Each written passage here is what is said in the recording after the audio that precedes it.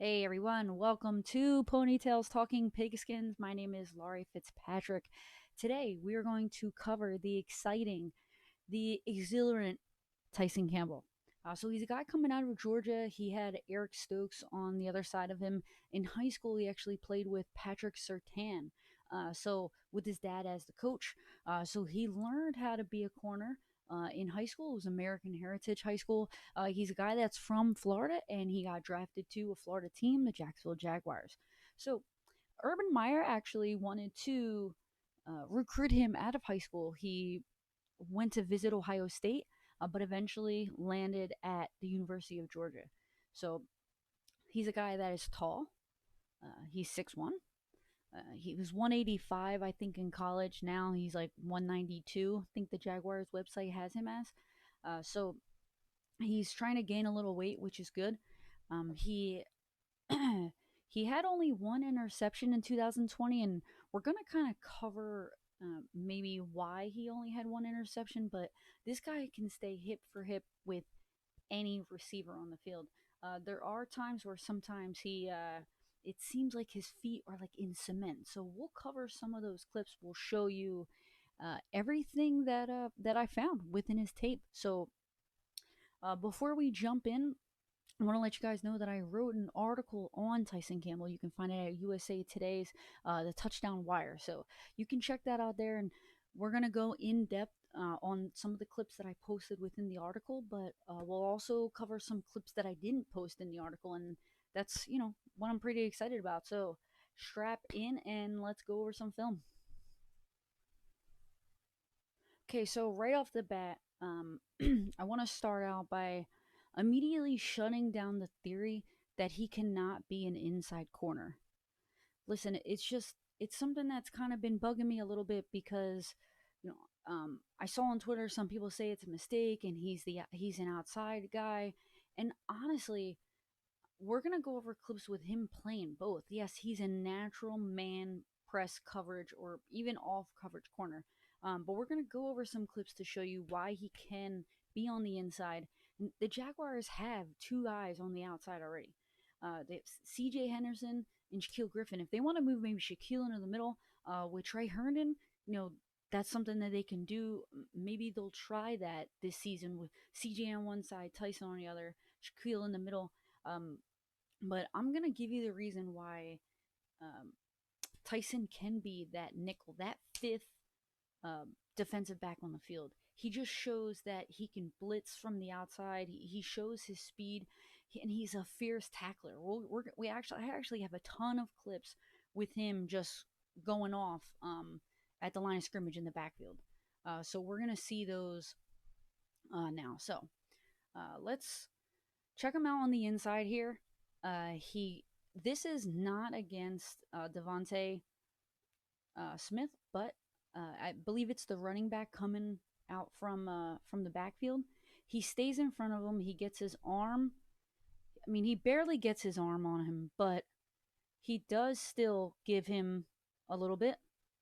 The guy's able to catch it, but the most important thing that Tyson Campbell does is he breaks up that pass post catch, and that's obviously really important. You want to see him maybe. Obviously, we all want to see our guys, our defensive backs, get in front of that wide receiver, but more often than not, it's not an easy play to defend.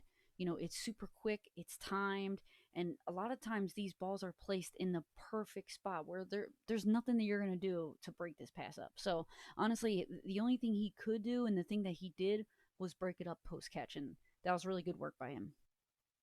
And once again, first clip from the inside, and it was a quick slant. He defends, majority of releases pretty well too. Let me rewind that a little bit. So he stays hip to hip here. I believe this is a tight end. It could just be a big, a big wide receiver, white guy wide receiver, but I don't know. He kind of looks like a tight end, so we're going to go with that. Once again, so on the inside, while the guy above him on the outside is press.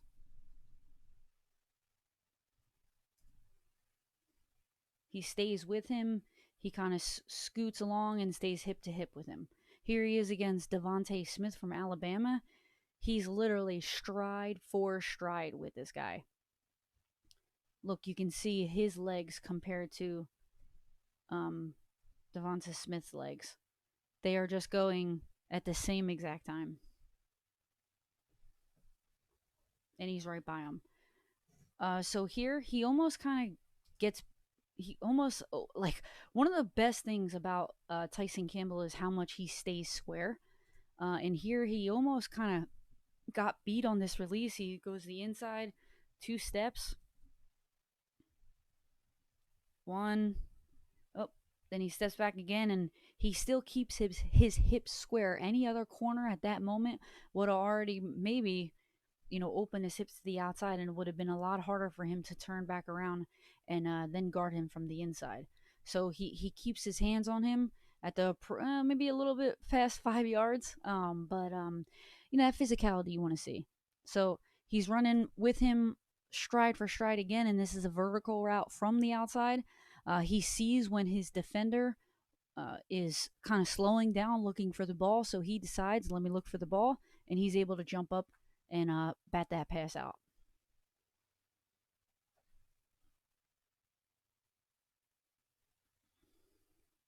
Perfect. He jumps higher than him. He gets his hand in there. Boom, knocks it out. So here he is on the outside. This is off. This is press coverage, but just off a little bit. It's no jam.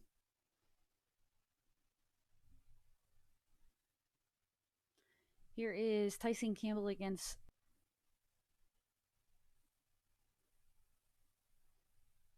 So he looks like he does a little stutter step type of release.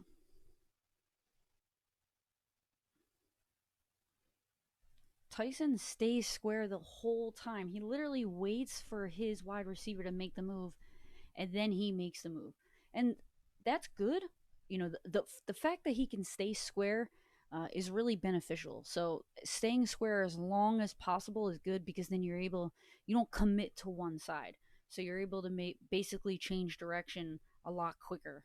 And I think part of the reason why he does stay square a lot of the time is once he does open his hips, and then at the receiver's break, let's say he cuts inside to a curl, it does take a while for Tyson to recover from that. He had one of the lowest shuttle speeds in the entire draft. So that is part of the reason why I think that he keeps his hips open for literally as long as possible.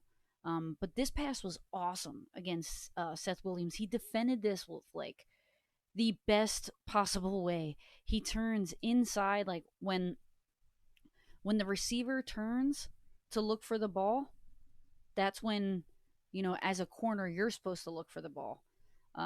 These are some of the things where Tyson kind of has some inconsistencies with, where sometimes he just doesn't turn the right way. But you can basically mirror the receiver. And here he basically keeps one arm on the defender so he can look in that direction, keep his arm on him so he knows where I just called the wide receiver the defender. He keeps his hand on the wide receiver so he knows where he is. He's not making any subtle movements. Then he's able to turn his head to the inside just as if he was a wide receiver and bat it down with the opposite hand. You got to make sure that you don't have a defensive pass interference there. But in the end, it was such a great play. Here is a pretty funny play.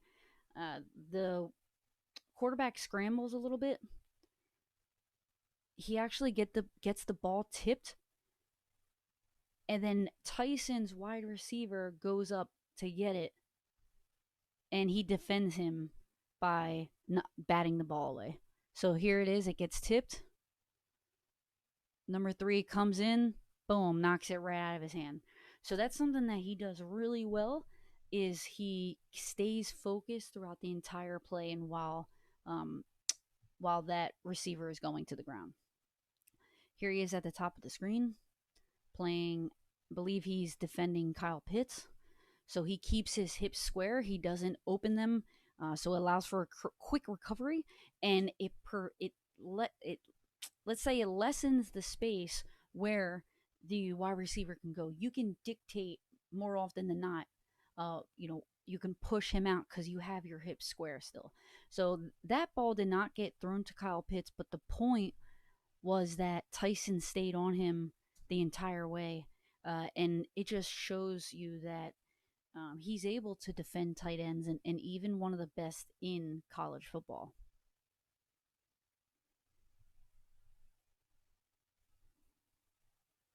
Uses that sideline as that 12th man.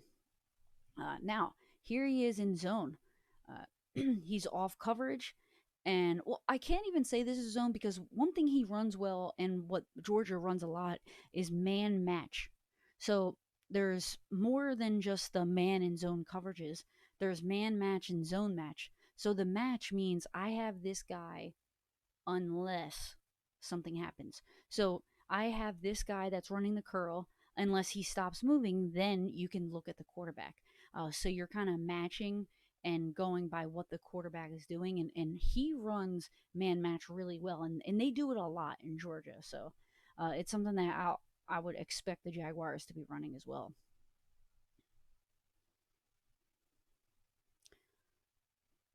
Here's a pass breakup. Now you have a man to man. He's got the guy on the outside who just motioned into the inside. There's only one guy over the top. So either you have four corners out there, or a linebacker covering an X or a Y, or a safety coming down to cover an X or a Y. Could be both, but this is something. This is a defensive coverage that Tyson Campbell proves that he can play in. He can be that other guy. Um, so he stays square until the very last moment. Yeah, his hips look like they kind of committed, but he really didn't commit fully because he's able to come back around and still get his hands on the ball.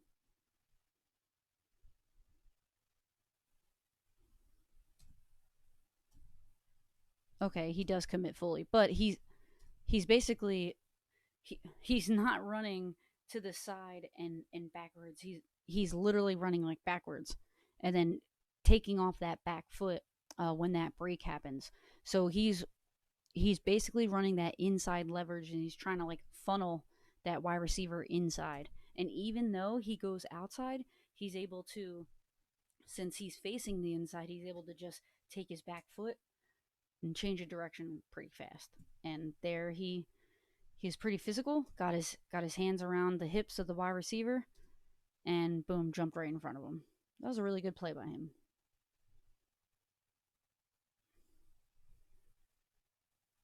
We went over this play again, and here he is at the top of your screen.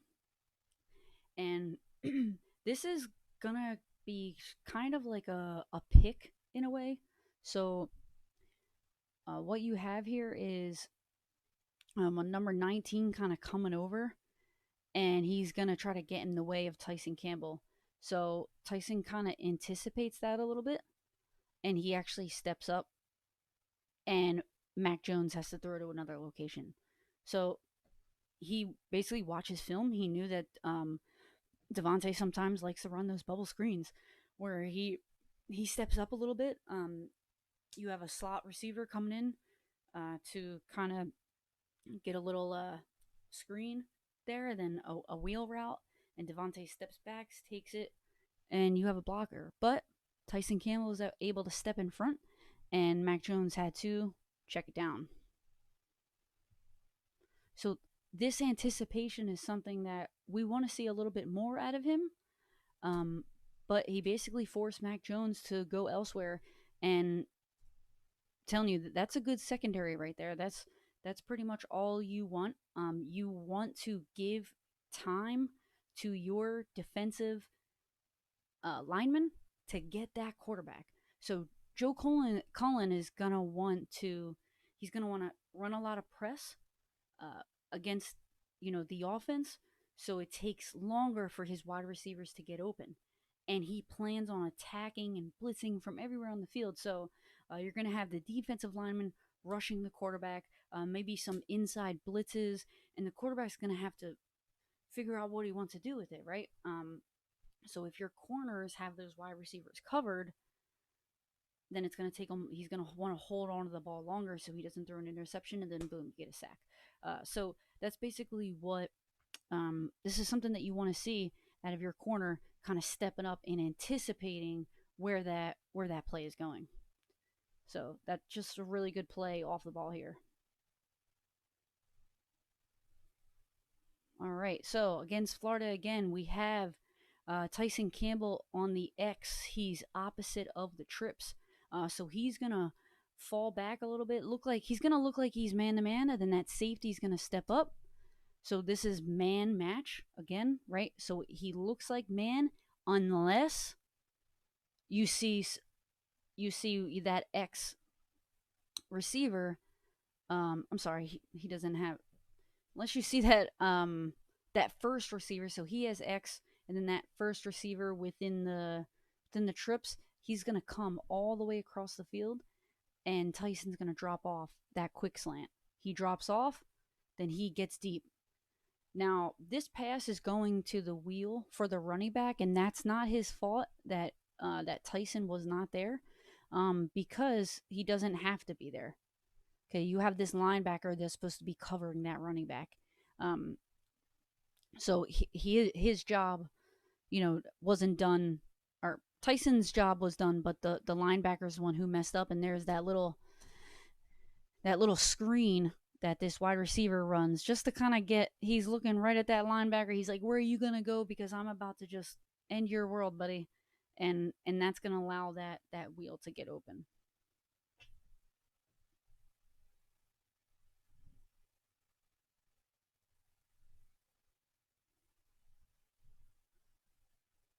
All right, now we're gonna cover some plays that maybe aren't so good. All right, here he is at the top of the screen. He's bailing a little bit. He's gonna drop deep, and then he drops just a little too deep, um, and he wasn't able to get back too fast. So it's just something that I've noticed where as soon as if he's gonna commit deep, it takes a while for him to kind of accelerate again to change that direction. It's not something too bad. It's just he has quick feet, so it's really just about his placement and then in that anticipation. So here he is against Devonta Smith, and once again, since Devonta kind of comes back to the ball, this wasn't really that bad of a play by Tyson. I mean, he stayed on him the whole way. Um, Smith has just like really good change of direction skills. I mean, his route running is like spectacular. So no wonder he won the Heisman because he's that good. But I just kind of wanted to show you this clip of Tyson where he kind of just lost the wide receiver there. So here he is on the outside. He's running that pick in the middle. He has the guy. He has him. I'm pretty sure he got called for pass interference here. He has him by the waist, and the wide receiver still catches the ball. So these were a little frustrating to see. Um, you shouldn't be trying to reach onto your wide receiver like that. You should be anticipating where he's going, and have that step over step. But obviously, you have that pick coming from the slot, and he's trying to run in front of him. But he's basically about to suplex him before the guy even gets the ball, and he still makes the catch. So that's just really frustrating to see. If you're gonna, like they say in basketball, if you're gonna foul, you better make sure you foul him. Make sure he doesn't get the ball. I know it doesn't apply the same here in football, but the point is, dude, if you're gonna grab the guy, don't let him catch it. Then it was just interesting. I don't know why he just I don't know why he held on to the guy, but then he just really missed out.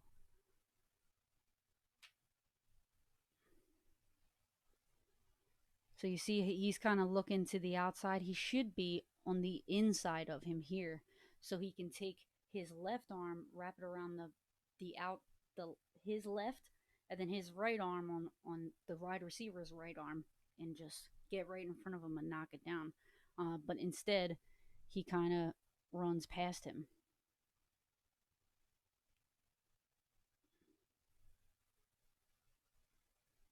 Look at the refs right there. Whoop, flag. All right. I believe this is a slant. So Seth Williams, I believe he's going against here.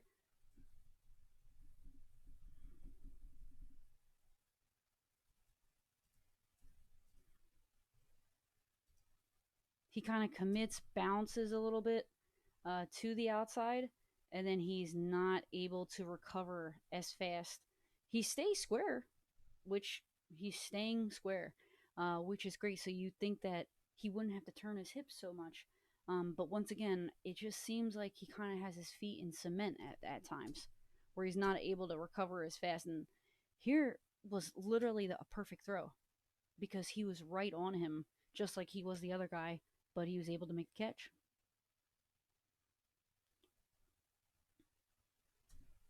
Here you have a play from the inside.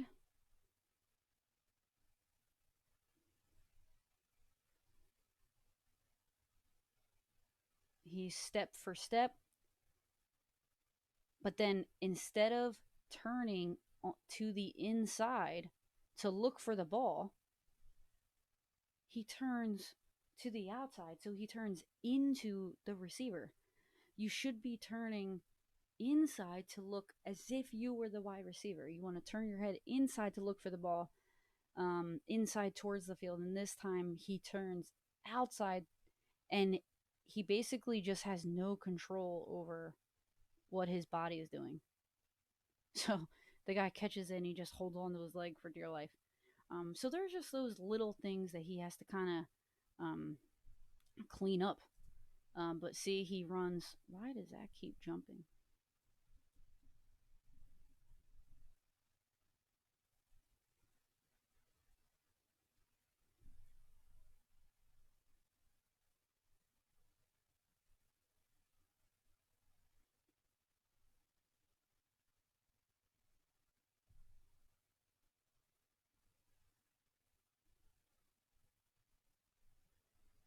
So he definitely loses his balance. And yeah, that's a back shoulder throw. So I think though that's what he like because if you turn your head to the inside and it's a back shoulder throw, you have your back to the ball, it's completely the other side. Um, so maybe that's why he turned his head inside. But then he really has no control over, where he's going. He kind of just fell here and couldn't keep up, and Seth Williams just kind of he didn't make him look stupid or anything. It was a great pass. Um, just you want to see better technique out of Tyson here.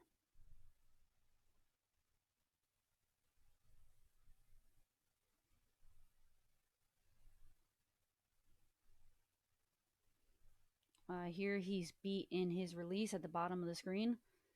He kind of commits to one way, the wide receiver. He just ran a great route.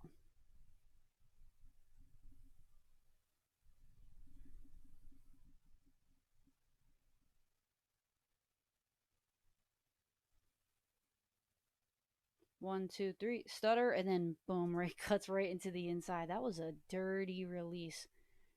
He doesn't throw it to him, and he doesn't recover that quick.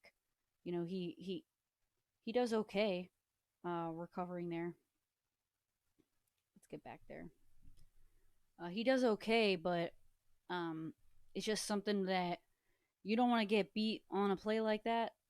But it was a dirty release. There's nothing that you can really do about that. But it just seems like once he opens his hips, then he kind of loses. Like he has no control, and he's not able to keep it all under wraps. Like he can't turn and recover really quickly. So that closing speed he needs to work on. So I think if he just keeps everything a little bit tighter, more shiftier, keep don't stiffen those hips at all, but just have that anticipation and have a little bit more body control when you're out there. There's just another delay. He has inside leverage, but he's kind of funneling out a little bit. And it's a curl route, and these are the routes that he kind of doesn't play that well against. He's not able to recover as fast. Let's go back to that play. He's kind of creeping off a little bit. Then boom, you should take that step off that back foot and go right to the ball. But he kind of takes another step and then cuts in. And it looks like the other guy kind of gets there before he even does in terms of that closing speed. So backing up, and then once he throws it, he should have already been off that back foot. So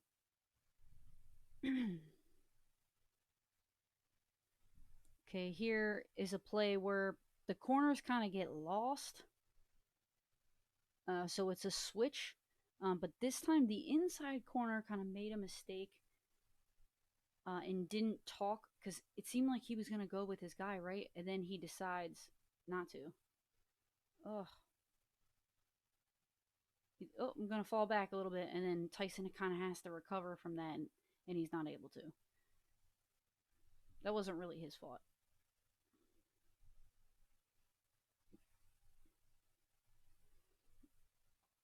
Now you have Smith on a slant route.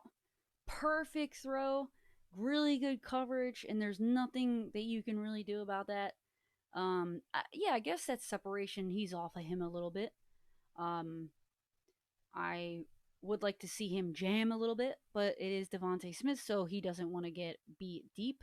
So he keeps him inside, 20 yards. Not too bad. Pretty good form, and literally that was a perfect catch, a perfect throw because he had to extend all the way out just to get that.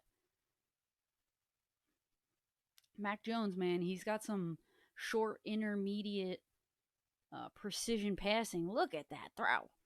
Ridiculous. All right. So, here is, I believe this is Josh Palmer. I believe that's his name, from Tennessee, this wide receiver. So, I see the hand fighting from the wide receiver side.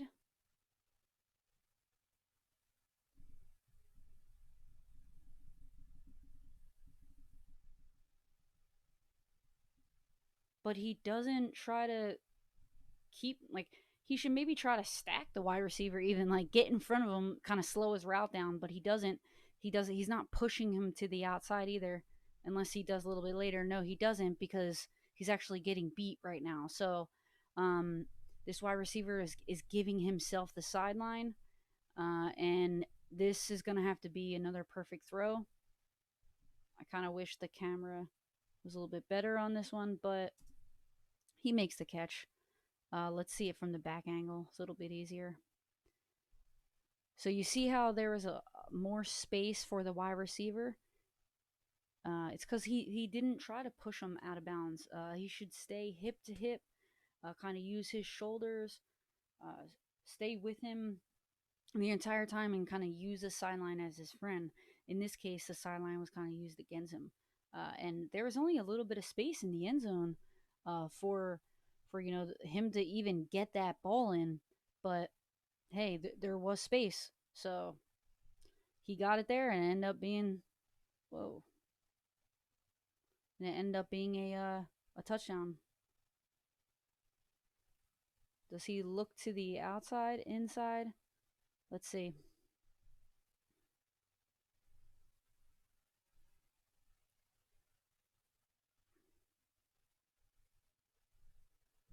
Let's go slow-mo.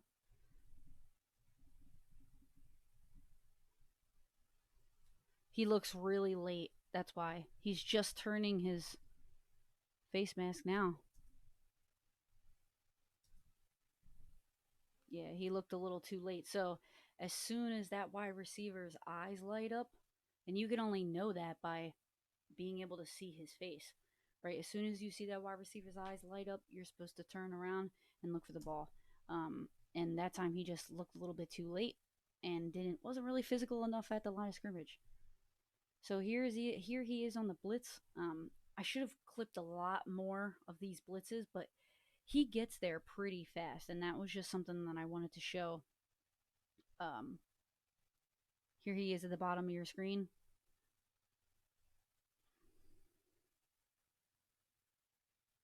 Oh man, he's trying to kill that guy. That's so funny. Then he blitzes now from, is that the outside? Yeah, the outside. So he kind of creeped in a little bit, and look at that perfect gap.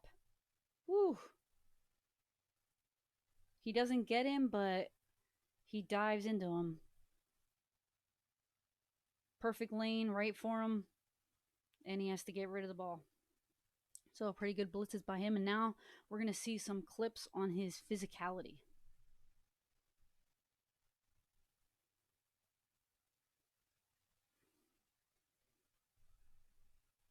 I love this play because he turns to the inside. He's going to play some zone. Then he sees that he's going to have to kind of break on the ball a little bit. So he gets right in there, doesn't let that blocker form, and boom, brings him down. This time he has to motion across the line of scrimmage, and as soon as he sees wide receiver throw the ball, boom, he's right there to pick up that ball carrier. That was really good. Okay, where is he here? He's at the lower left of the screen.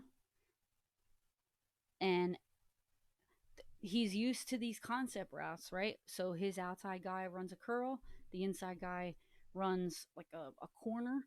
And, you know, there are concepts that have names like Ohio and things like that. And he knew exactly, you know, what he was going to do. Here he is from the inside, and he sheds a blocker and gets to that ball carrier. Here he is. He tries to blow up the backfield. I believe this was a motion.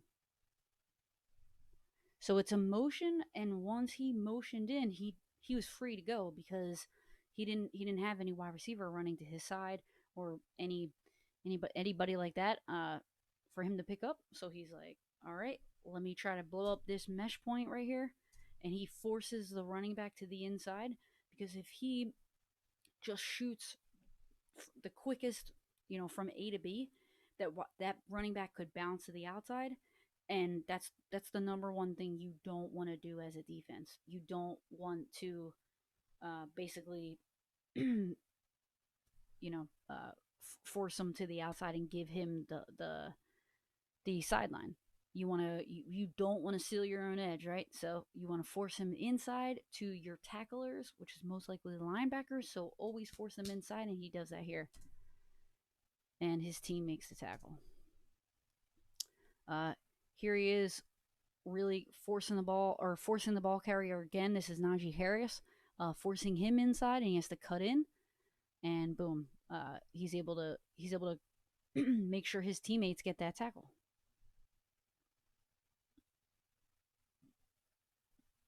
Oh, was that him? No,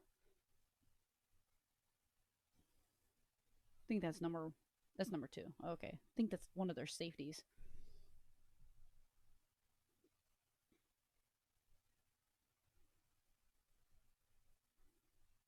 I just wanted to see this Najee Harris run again, and kind of where he starts from. Yeah, so he's on the outside here,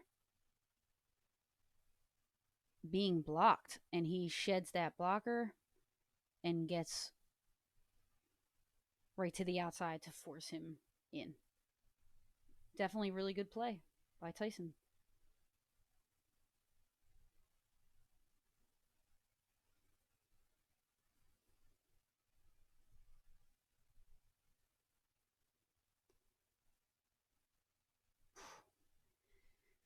Just goes to show you he can also play safety. I mean, yes, he has guys behind him. I know that. But once he sees that ball is being thrown and that guy is wide open there, he jumps in and makes that tackle.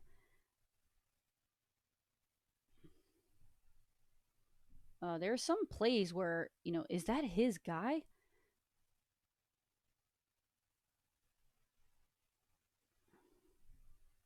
So 8 comes in and they should kind of shift over. He drops down, he drops back because I believe I'm not sure what his position is. Maybe he is supposed to just drop back because he's a defensive end. And maybe Campbell was supposed to step up. It looks like, yeah, maybe that was the case because there's two safeties behind him. So, nonetheless, he still makes a really physical play and makes sure that. So those are those little things. Either it's scheme wise, or it's just those little things that you need to tweak. And Urban Meyer obviously is a guy that is one of the best coaches, in the country. So, and he wanted Campbell initially anyway. So it's something where he's going to be able to make those little adjustments and make him a much better player.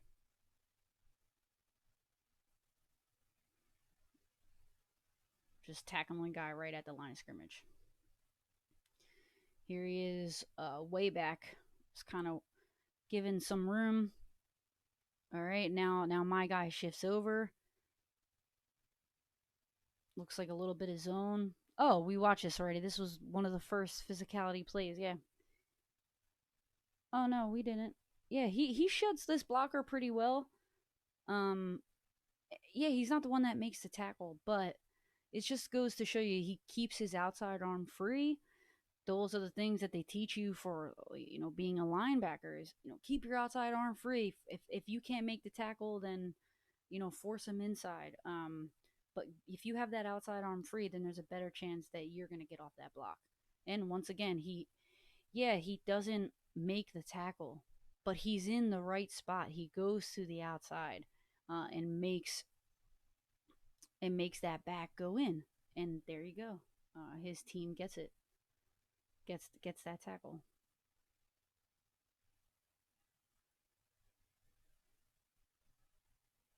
So he was on number 80 there. It looked like. Here he's unable to make the tackle. Um, Not really sure what happened, honestly. He goes for the break.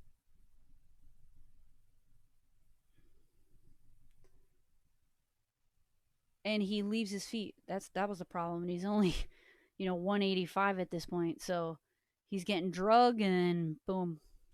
Yeah, you can't leave your feet. So let's jump on to the next play.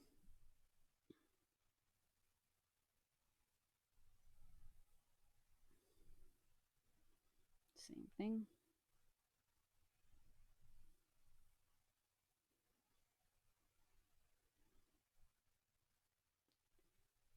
So that's something that you kind of don't want to see. He's just kind of putting his whole body into this blocker. He's trying to blow up the play, but it just allowed the running back to make a read. But once again, he's still making those guys cut inside. He's not letting anybody get to his outside, which is great. Now we only got a couple more plays to go. Here he comes across the line of scrimmage.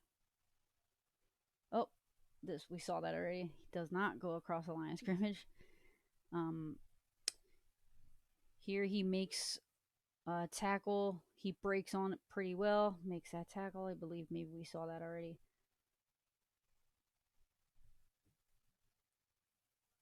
This was a run play where he basically pushed the heck out of that wide receiver to get his way. Once again, not letting him seal the edge. He's got some power to him, man. Look at that.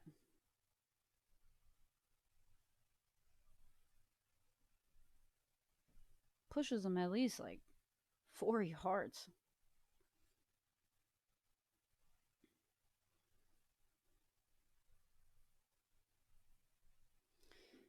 And the last play where he's forcing the running back inside. So he's able to keep that outside arm free.